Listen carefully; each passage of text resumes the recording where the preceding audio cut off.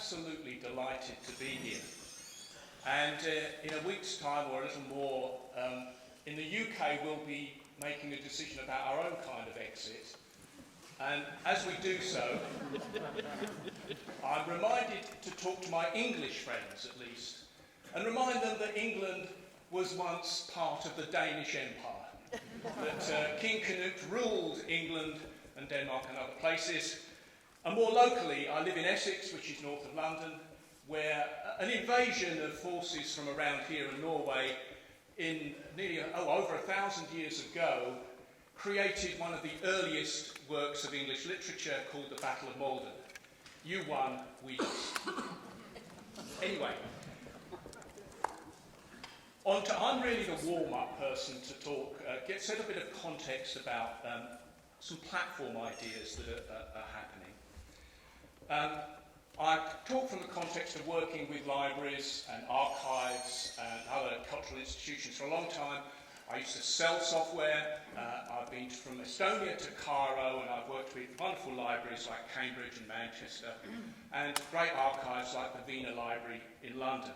So really what I do is generally help people through some of the technology issues, and that's really the context that I want to talk about now. I'm not a technologist, but give you some of the context. So I think first, what's this wider context? And we mentioned this before, we're using Wikipedia, that in the past, systems tended to focus on whatever your name for Danish bread was, which I thought was a great analogy. And it was only relatively recently that people started to think about the consumer. And the town I live in, Brentwood, is one of the reasons it's famous is it was the home of the very first automatic online cash machine. And in our high street we have a blue plaque which commemorates this user experience transformation in terms of banking.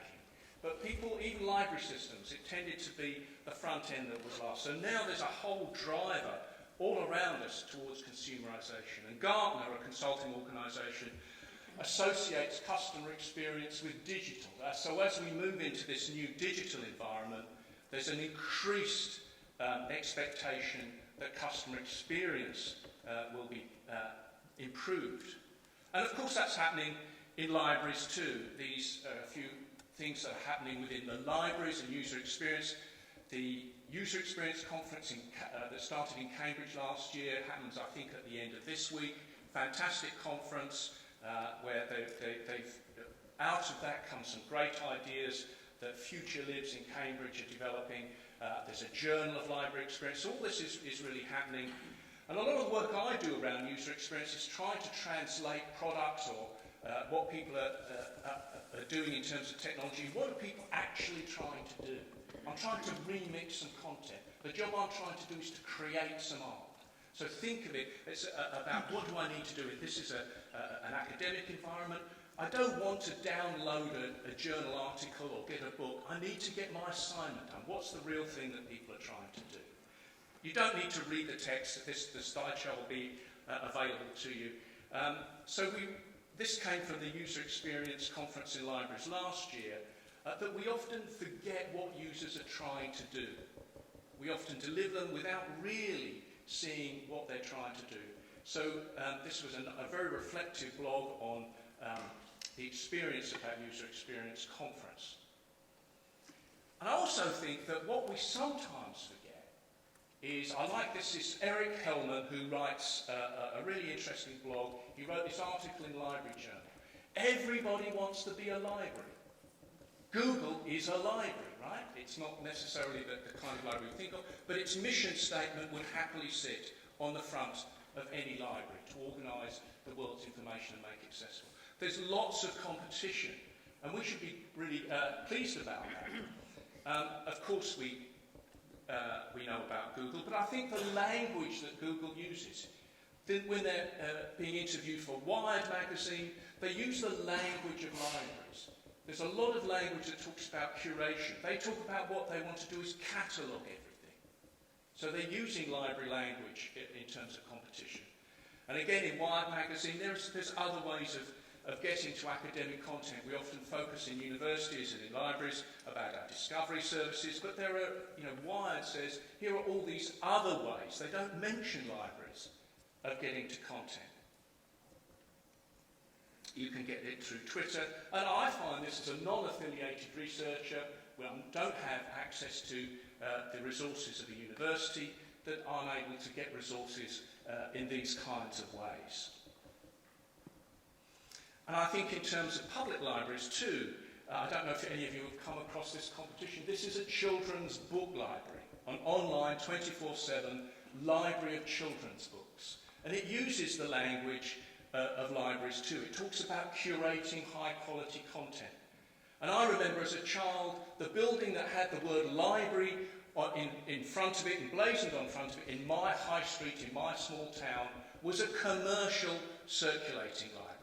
So that tradition of commercial libraries from the 18th century had a huge impact on culture.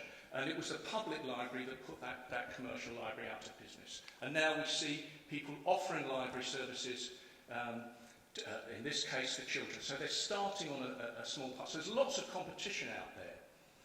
And I don't know if you've come across this book, published quite recently, I think in April, about platforms. What we saw this morning, I think, was a great example of a cultural platform. You bring people together, and I thought one of the interesting things that was said is the increasing role of facilitation. In the middle, you do some facilitation. That's the value of the platform. You bring these artists, and at the other end, you have these other artists who are also consumers and creating stuff. So I think there's huge opportunity for platforms in this, in the library and the whole cultural sector. But certainly this book talks about it more from a business point of view. They're everywhere. They're Uber, they're Airbnb, they're Facebook, they're Twitter.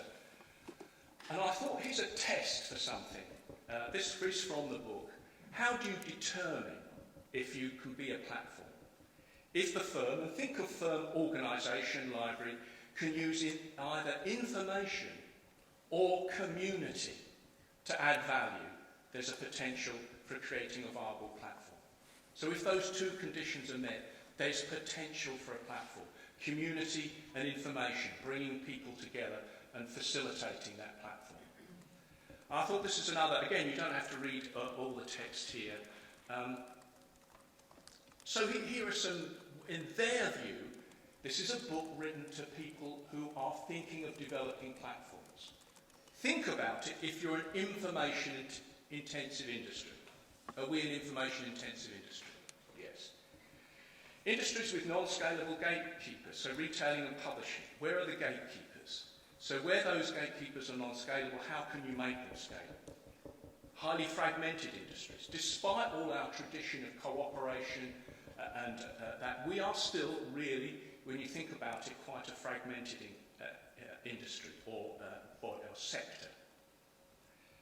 And I think this last one's important too.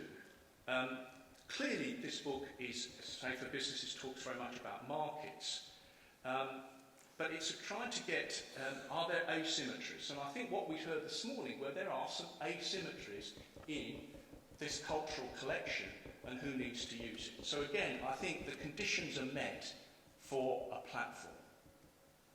And I think this is also important, that in the end, it's not just technology. I used to work in the UK for a company called Talis, and we tried to develop a platform around library data. And essentially, we failed to do that.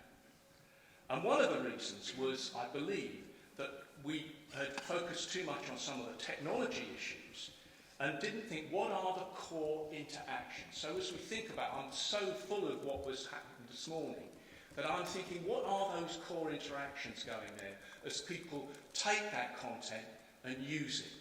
What's going on? It's that kind of thing that we need to think about, that a platform can help conquer. And then finally, then just quickly in the library context, again, you don't have to read all this text, it's there, so when I put it up on SlideShare. We talked about skills. There's going to be a need. This is from Lorcan and Dempsey, a shift from bureaucracy to enterprise. If we're going to exit our existing unsatisfactory system, we're going to need to be adaptive and review and reshape what we do. The next few slides are from something that I've got some copies here. It's a briefing paper I wrote a while ago. It's licensed as CC0, so you can reuse this in any way you want. If you want a printed copy, you can cut. I've got a few here that you want. But I thought, here's Andrew Pace from one of the library platform providers now. At the time he was writing this a few years ago. This was 2004. 2004, and are we still in a situation where interoperability in library automation is more myth than reality? So we're still there. We're still there. And I think one of the reasons is the idea of a library management system, an LMS or an integrated library system, is still really wagging the dog. And I think one of the interesting quotes that we had in the paper, I spoke to a librarian and they thought it was great, this idea of the wonderful Koali OLE open library system.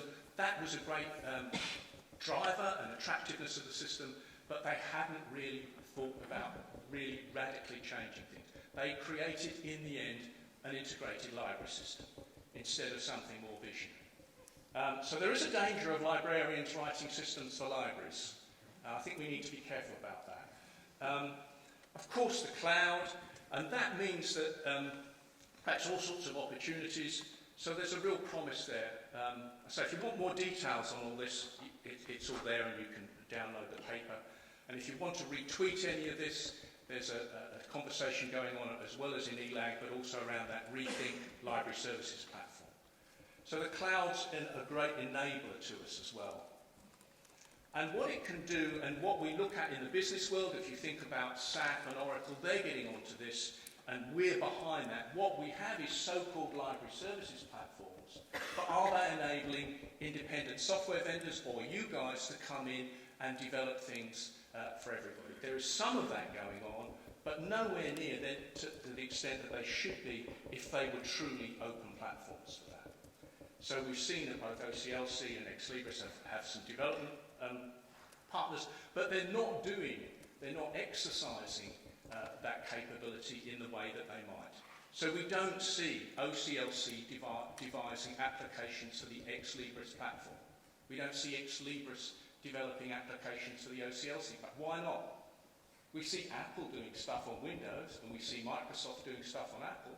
So why don't we have that? So we're really still thinking, as we move forward into so-called platforms, we're still in a fairly closed environment. And I think the concluding part and why this is important, as I work with libraries, they have an array of systems. They have what they call their library system, but they have archives, special collections, they're managing research data. I've been doing a lot of work with libraries on research process and data. So they've got lots and lots of systems. So no single all-encompassing Lord is going to be able to develop all the necessary applications for a complex library. And you want choice. So what we really need is a more open libraries technology ecosystem that could start to eliminate those restrictions. So that's my warm-up, and now we're going to talk about, Sebastian and co will talk about perhaps some ways to solve some of those issues.